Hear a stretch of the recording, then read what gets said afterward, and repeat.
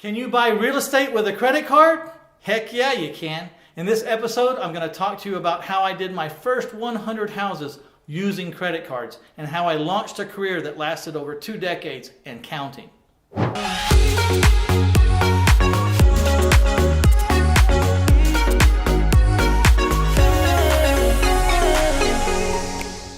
I'm Mitch Stephen, and I've been investing in houses for over 2 decades. I bought my first 100 houses using credit cards because no one knew me, no one believed in me, and no one wanted to give me a loan. So it was a natural step. It's not traditional, but I went with it 100%, and I launched a career that's lasted over 2 decades and counting. So stay tuned because I'm going to tell you exactly how I did it. First of all, and most obvious, if you don't have good credit, this is probably not going to work because you probably don't have any credit cards at this point.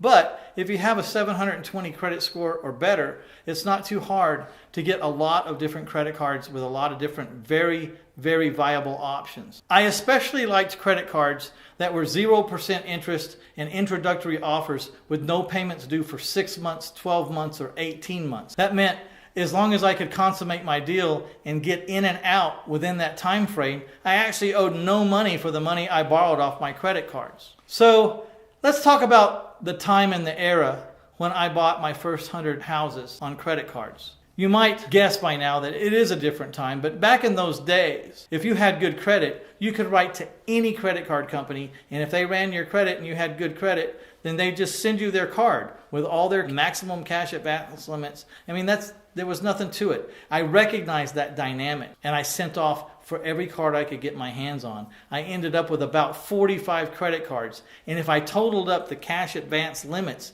that I could get off of each card and put in the middle of a kitchen table, I could get about $500,000 on my kitchen table in cash advances off of credit cards. Now, they don't do it like that today because they're always checking as to how much available credit you can get your hands on. Because apparently, during that time, people did get the $500,000 on their kitchen table and then they left town and didn't pay anybody back.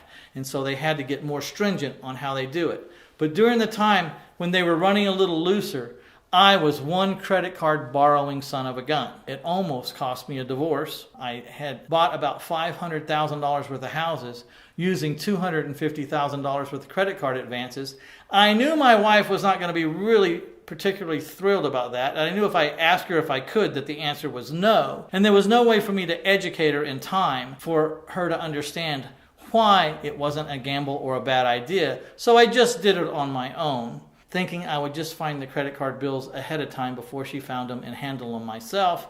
Well, as you learn, I was only married for about a month when this was going on. Quickly learned that you don't get anything past your wife, and she caught me with the credit card debt, and it was about to get a divorce when I talked to her right as she had her bags packed and said, I learned a lot of things during this conversation. I learned how not to talk to women, for one, because she was getting ready to leave, and I told her she was being irrational. If she just listened to me for a minute, I could straighten this whole thing out. And so that didn't go over well. She looked at her watch and she said, okay, ready, go. And she gave me 60 seconds to explain. And so this is how I explained it to her. I said, honey, you think I'm gambling with our credit cards. And I'm not gambling one iota because I know what these houses are worth that I bought with them. But let's put it in your context. You're still not handling this the way you probably should because you're a little mad at me right now and you're not thinking straight. So what you're doing is you're saying that I'm gambling. So I'll put it in that text. I've got $250,000 of our money up at a poker game, and we're playing 5-card draw, and I'm supposed to get 3 cards from the dealer, and you found out that I got $250 on the table, and now you're leaving. What if I win? You can leave when I lose. What if I win? Shouldn't you stay around to see if I win or not, or if I know what I'm talking about? I think I would stay to see if I win, because if I win, we're going to be a lot wealthier than we were the day before. So she got out of the car and decided to stay, and I did win. I did have $500,000 worth of houses that I occupied because I put $250,000 on credit cards. And I did sell them and I did make the money. And I've been married 30 years come next month. So it worked out okay. Using credit cards, it's not traditional. Most people put credit card debt in a category that says credit card debt is bad. Some people say all kinds of debt is bad. I think I want to take from the master or somebody that we all know, Kiyosaki. We read that Rich Dad, Poor Dad. You know, he's the guy that said there's good debt and there's bad debt, and good debt makes more than it costs. And so I had read that book, and I was going through all those exercises in my mind, sizing up before I even decided to do these routines with credit cards. Is it bad to have $250,000 worth of credit card debt if you use that credit card debt to buy $500,000 worth of houses? I don't think so. Is that a gamble? Not really. It's a highly, highly calculated risk, but it's not a gamble. What's the chances that houses are going to decrease in value overnight? 50%. Overnight. That would take almost a cataclysmic or astronomical problem, short of a meteor hitting the globe, So I think we can use credit cards. In this day and age, houses aren't quite as cheap. When I was buying houses, I could buy a house in downtown San Antonio for $15,000, $20,000, and I could fix it up for $10,000. So I could get $10,000 off of this card, $10,000 off this card, go buy the house. I get $10,000 off this card, go fix the house, and then I could go seller finance the house for $60,000 with 10% down, and then I could sell the note and get another 83% of whatever the note was worth. Anyways, I'd end up making $27,000 on these houses within 60 days. A lot of these cards were 0% interest or no payments for 6 months or 12 months or 18 months. So I didn't even have to make any payments on these cards or any interest on these cards. So it made perfect sense. I went and did it. Today, houses are more expensive, but you can still use credit cards in very creative ways. You can use them for down payments. You can use them to do all of your rehabs. Think about it. If you're an investor out there right now and you're rehabbing a house a month, that's 12 houses, and you're rehabbing houses for $15,000 or $20,000 or $30,000 rehabs each house. Well, you can just put those on 0% introductory offer credit cards and not have to pay any interest and not have to pay anything to get that rehab done. And then when you flip the house, you simply pay everyone you owe, including the credit card company. You call them up and ask them how much you owe on the credit card. You pay them with the money from the proceeds of the sale, and you get to keep what's left over. One of the most important things I did, or the most clever things I did, was whenever I used a credit card for a house, I put that credit card, I taped it inside the folder for that house. If I put $1 on a credit card for a house, that was the only house that I would take money from off that credit card. So I might have the whole $10,000 on this credit card in there. I might have the whole $10,000 on this credit card in there. And then I might have had $10,000 worth of available credit on this card, but I only needed $3,000 for the rehab. But it still went inside the folder because I didn't want to have all different kinds of houses commingling and mixing up with all different kinds of cards. I didn't want to get confused. It was real simple. When I sold that house, I got 100% of the money from the sale because there were no liens on that house because I bought it with credit card money. And so all I had to do, once I got the money from the sale and put it in my bank, I just call my wife and say, honey, we sold this house on 123 Main Street. We got $60,000 in the bank right now. You need to get in that folder, pull out all the credit cards that are taped into the front cover, call them up, find out what the payoffs are, and send them a check immediately overnight.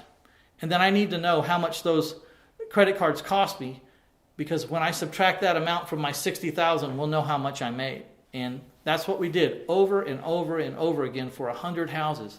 And actually, that's what got me into my banking relations. You see, one time I was going into my bank to get some credit card advances. I didn't know it, but the CEO of that bank was my high school quarterback, my old high school quarterback. It had been 25 years since I'd seen him. I had no idea. So I was going to get these cards, this money off my credit cards, and the teller there said that I needed to come back to the back and walk on the carpet because the CEO of the bank wanted to talk to me. I didn't know who the CEO of the bank was, but I said yes. I walked through the little swinging door. I walked on the carpet. I sat down in the chair. I picked up the phone, and a voice from the other side said, Mr. Stephen, this is a perfectly legal transaction that you're trying to do here, but it is a little untypical. So may I please verify who you are before we let this cash advance money go from these credit cards? And I said, certainly, and I appreciate the security check, and I appreciate what you're doing. What would you like to know? So this stranger on the other end of the phone says, who did you play football for? I thought, that's a pretty odd security question. I said, John Marshall Fighting Rams. He said, what position did you play? I said, I was the best tailback they ever had. He said, now I'm laughing because I don't know who this is, but obviously this is not a regular security check. And I'm laughing, and he goes, who was the best quarterback they ever had? And I looked at the phone and I said, Steve, who the heck made you CEO of a bank? And he said, Stephen, who the heck gave you $30,000 worth of unsecured credit cards? And we had a big laugh, and he let the advance go through. But then he said one thing to me that kind of got my angst. He said, what are you doing with this money? I said, I'm buying houses with it. He said, oh, this is a down payment for a house. I'm thinking, no, it's not a down payment for a house. This is the two different worlds we live in. This is not $30,000 for a down payment on a house. This is the whole house and the rehab. He said, well, I hope you know what you're doing. And there's where the angst came in. You see, we were competitors on the field, and that competitive spirit still is always with us. So I hung up the phone and I said, you know what? I'm going to show that son of a gun what I'm doing. So I went to the office and I told the secretaries, I said, every time I buy a house, I want you to get a copy of the HUD. I want you to circle the purchase price at the bottom in red, and I want you to write in red at the top, acquisition.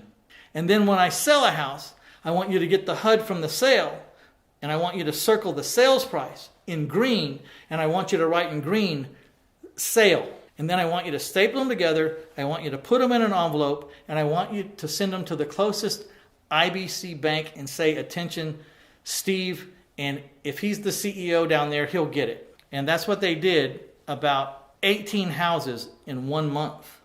They did that. So Steve was seeing these $20,000 purchase prices and these $60,000 sales prices. You know, I was you couldn't see the rehab in these numbers, but you could see the purchase price and you could see the sales price. And then after about 1 month, he called me down to the bank and said the bank wants to loan you a bunch of money. So starting with credit cards, it led to a banking relationship that has lasted over 27 years. All right. So if you have some credit cards, maybe you'll look at them a little bit different now. If you like this subject or you like how we're handling the topic of real estate investing today, please hit the subscribe button. If you'd like a free copy of my book, My Life in 1,000 Houses, Failing Forward to Financial Freedom, please go to 1000houses.com. Click on the free stuff tab and then look for the offer that says free book. All they ask is that you pay for shipping and handling. I think it's like $7. And you'll get a free copy of this book. And because you're getting it direct from me, there'll be an autographed copy. It'll be autographed inside. So I appreciate your time. Thank you for everything. Please hit that like button. Please hit that like button. I appreciate you. Bye now.